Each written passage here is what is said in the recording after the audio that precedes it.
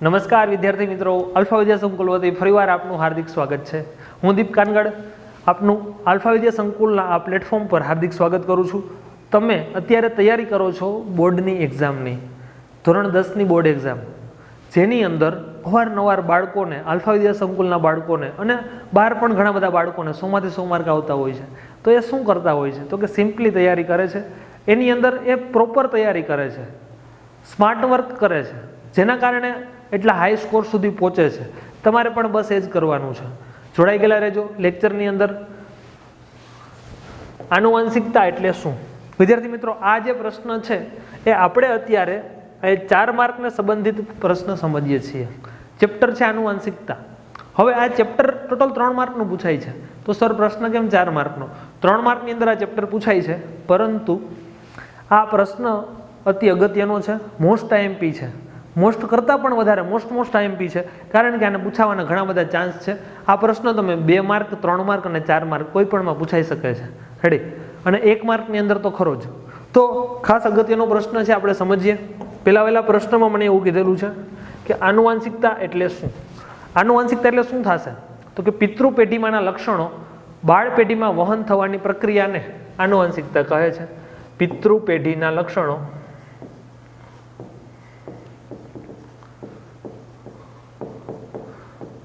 નું બાળ પેઢીમાં વહન થવાની પ્રક્રિયાને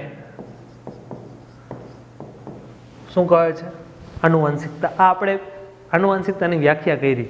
પિતૃ પેઢીમાંથી લક્ષણો, પિતૃ પેઢી યાની કે આપણે પપ્પા, આપણા દાદા, એની અંદર જે લક્ષણો છે એ લક્ષણો કોની અંદર? તો કે બાળ પેઢીમાં પ્રસરવે, બાળ પેઢીમાં આવે, એને આપણે શું કહીએ છીએ? આનુવંશિકતા. આ આપણી પેલી વ્યાખ્યા કમ્પ્લીટ થઈ. હવે પ્રશ્નમાં આગળ શું કીધું છે?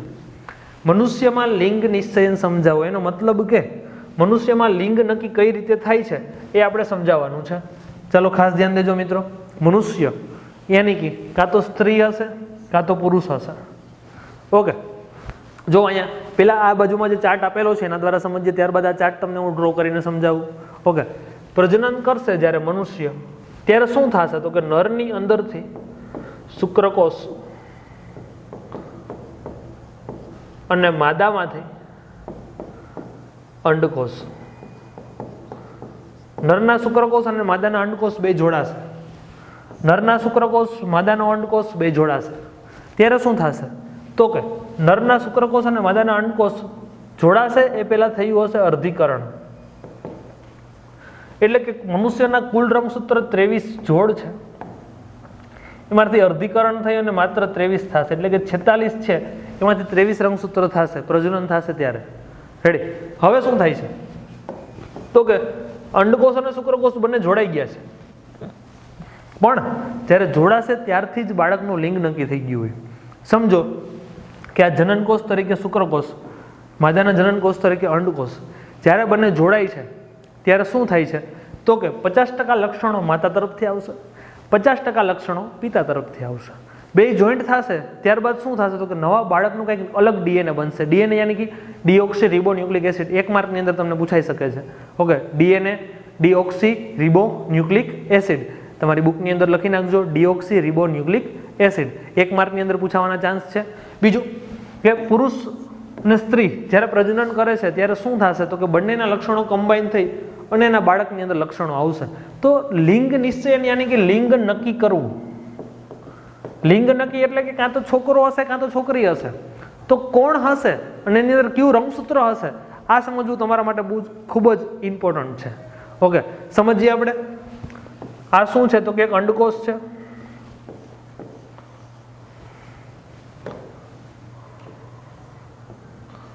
આ શું છે? શુક્રકોષ છે. ઓકે, હવે શું થાય? તો કે પ્રજનન જ્યારે થશે ત્યારે અંડકોષ અને શુક્રકોષ બંને જોઈન્ટ થશે. જ્યારે પ્રજનન થશે એ સમય દરમિયાન આ જે અંડકોષ છે, આ અંડકોષની અંદર શુક્રકોષ દાખલ થશે. વિદ્યાર્થી મિત્રો, તમને ખ્યાલ છે મનુષ્યમાં રંગસૂત્ર કેવી રીતે છે? તો કે માદાની અંદર એટલે કે સ્ત્રીની અંદર X રંગસૂત્ર છે, જ્યારે પુરુષની અંદર XY રંગસૂત્ર છે. આ રીતના કંઈક રંગસૂત્રની જોડ છે. હવે માદાની અંદર બંને સરખા છે, જ્યારે એની સરખામણીમાં નરની અંદર શું છે તો કે એક એક્સ છે અને એક વાય છે. હવે માદાની અંદર શું છે તો કે બંને કેવા છે એક્સ, જ્યારે નરમાં એક એક્સ છે અને એક શું છે વાય. હવે જ્યારે આ ફલન થશે આ સમય દરમિયાન શું થશે તો કે જનન કોષો જે હશે એ મિક્સ થશે ત્યારે બંનેના 50-50% લક્ષણ આવશે. હવે બંનેના 50-50% એટલે કઈ રીતે તો કે જો એના માટે તમને એક ચાર્ટ બનાવીને સમજાવું, એક્સ એક્સ એક્સ વાય. હવે શું થશે તો કે બંનેના 50-50% લક્ષણ એટલે એક અહીંથી આવશે એક અહીંથી, તો આવનારા બાળકનું રંગસૂત્ર એક્સ એક્સ, પહેલું બીજા હારે તો એક્સ વાય, પહેલાનું કામ પૂરું, બીજું પહેલા હારે તો એક્સ એક્સ, બીજું બીજા હારે તો એક્સ વાય. જો મિત્રો અહીંયા એક્સ એક્સ કેટલી વાર આવ્યું છે? એક વાર અને બે વાર. એક્સ વાય કેટલી વાર આવ્યું છે? એક વાર અને બે વાર. એનો મતલબ કે બંને કેટલી વાર આવ્યું છે? 50-50%. ઓકે, બંનેની શક્યતા કેટલી છે? 50-50%. 50% છોકરો થવાની શક્યતા, 50% છોકરી થવાની શક્યતા.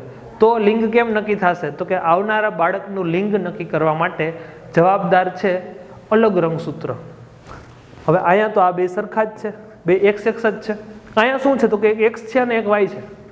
આવનારા બાળકમાં જો પુરુષનું એક રંગસૂત્ર આવશે, એક્સ આવશે, તો શું થશે તો કે આવનારું બાળક છોકરી હશે, કારણ કે અહીંથી તો ફિક્સ છે એક જ આવવાનું છે. બે માંથી કોઈ પણ એક આવે તો આ બાજુથી એક્સ આવે, આ બાજુથી જો એક્સ આવે તો શું થશે તો કે છોકરી, અને આ બાજુથી જો વાય આવે તો શું થશે છોકરો. એટલે આવનારા બાળકની અંદર બંનેના 50-50% શક્યતાઓ રહી છે. આવનારા બાળકમાં જે રંગસૂત્ર આવશે એ કોનું આવશે તો કે પિતા તરફથી જો એક્સ આવ્યું હશે તો આવનારું બાળક છોકરી હશે, પિતા તરફથી જો વાય આવ્યું હશે તો આવનારું બાળક જે છે એ છોકરો હશે. સમજીએ મિત્રો?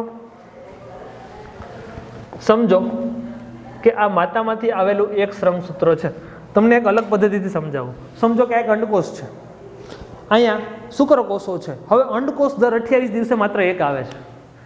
અંડપુટિકામાંથી માત્ર એક અંડકોષ છૂટો પડશે.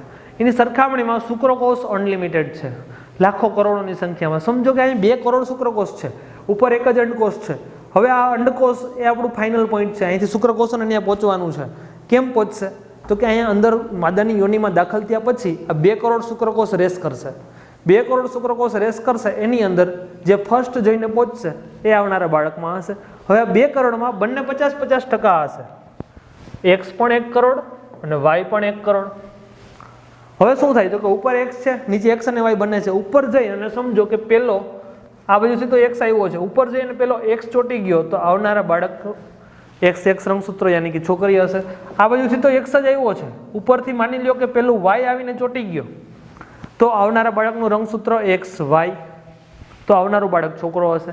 તો મિત્રો આવનારું બાળક છોકરો હશે કે છોકરી, આના માટે જવાબદાર કોણ છે તો કે આ ભાઈ છે. બેન જરા કે જવાબદાર છે નહીં. હંમેશાને માટે પુરુષ જવાબદાર છે, સ્ત્રી જવાબદાર નથી. આજના સમાજની એક ગેરમાન્યતા, આવનારું બાળક જો છોકરી હશે તો એના માટે માતા જવાબદાર, તદ્દન ખોટી વાત છે. એના માટે જવાબદાર એકમાત્ર વ્યક્તિ એ છે પુરુષ. આવનારું બાળક છોકરો હશે કે છોકરી એ કોણ નક્કી કરશે તો કે પુરુષનું રંગસૂત્ર નક્કી કરશે. આને આધારે બોર્ડની એક્ઝામમાં અલગ અલગ પદ્ધતિથી પ્રશ્ન પૂછાય છે. એમાંનો તમને એક પ્રશ્ન હું સોલ્વ કરાવું છું. ઓકે, પ્રશ્ન કંઈક આ રીતે બની શકે કે રમેશભાઈને 2 પુત્રીઓ છે, ઓલરેડી 2 પુત્રી છે. તેની પત્ની માયાવતી ગર્ભવતી છે. હવે માયાવતી છે એ હજી ગર્ભવતી છે, એનો મતલબ કે આવનારું હજી એક બાળક આવવાની શક્યતા છે. હવે રમેશભાઈ પુત્ર મહેચ્છા ધરાવે છે, એનો મતલબ રમેશભાઈની ઈચ્છા છે કે 2 પુત્રી તો ઓલરેડી છે, તો હવે એને શું જોઈએ છે? પુત્ર. એનો મતલબ એક્સ વાય રંગસૂત્ર હવે એને જોઈએ છે આપણી બાયોલોજીકલ ભાષામાં. ઓકે, હવે આની અંદરથી પ્રશ્ન તમને એવો પૂછાય કે રમેશભાઈની 2 પુત્રીઓમાં આનુવંશિકતાની દ્રષ્ટિએ કયું રંગસૂત્ર પ્રાપ્ત થયું હશે? પ્રાપ્ત થયું હશે એનો મતલબ કે એનું એક્સ એક્સ છે, તો રમેશભાઈમાંથી કયું રંગસૂત્ર પ્રાપ્ત થયું હશે તો કે એક્સ. કયું પ્રાપ્ત થયું ન હશે તો એની અંદર આવશે વાય. વાય પ્રાપ્ત થયું ન હતું. જો આ એક્સ્ટ્રા પ્રશ્ન કરાવું છું, ખાસ ધ્યાન દેજો. એક્સ પ્રાપ્ત થયું હશે, વાય પ્રાપ્ત થયું નહીં હોય. રમેશભાઈની 2 પુત્રી માટે જવાબદાર કોણ? રમેશભાઈ કે માયાવતી? તો આની અંદર આન્સર આવશે રમેશભાઈ, કારણ કે થોડીક વાર પહેલા જ આપણે સમજ્યા કોણ જવાબદાર છે? પુરુષ. સ્ત્રી જવાબદાર છે નહીં. ત્યારબાદ તમને એવું પૂછવામાં આવે કે રમેશભાઈની 2 પુત્રી હોવા છતાં ત્રીજું બાળક હજી છે, હજી ફિક્સ નથી કે છોકરો છે કે છોકરી, ત્રીજું બાળક હજી માયાવતી બેનના ગર્ભવતમાં છે, તો આવનારું બાળક છોકરો હશે કે છોકરી એના માટે ગર્ભ પરીક્ષણ કરાવવું એ યોગ્ય છે કે અયોગ્ય છે? તો ગર્ભ પરીક્ષણ એનો મતલબ કે બાળક જ્યારે અંદર છે ત્યારે સોનોગ્રાફીની મદદથી ગર્ભ પરીક્ષણ કરવું. તો આ વસ્તુ યોગ્ય છે કે અયોગ્ય? તો મિત્રો તદ્દન અયોગ્ય છે. કારણ કે જો હજી આવનારું બાળક છોકરી હશે તો એવી ઘટનાઓ બની શકે કે એ બાળકીને પેટમાં ને પેટમાં જ મારી નાખે અથવા તો કોઈ દવાઓ દ્વારા મારી નાખે. તો જેના કારણે થઈ આ ગર્ભ પરીક્ષણ કરાવવું એ કેવું છે? અયોગ્ય છે. સરકારશ્રીના નિયમ મુજબ તો સાવ અયોગ્ય છે. રેડી? કારણ કે ગર્ભ પરીક્ષણ કરાવવાથી શું થશે તો કે દીકરીઓની સંખ્યા ઘટશે, જેના કારણે શું થશે કે ભવિષ્ય કંઈક અલગ પ્રકારનું હશે. ઓકે, તો લિંગ નિશ્ચયન દ્વારા આપણે સમજાવવામાં શું આવ્યું તો કે લિંગ નક્કી થાય છે કોનું? તો કે આવનારા બાળકનું. કોના ઉપર આધારિત છે? તો કે નર ઉપર. કારણ કે નરમાંથી એક્સ અને વાય અલગ અલગ છે.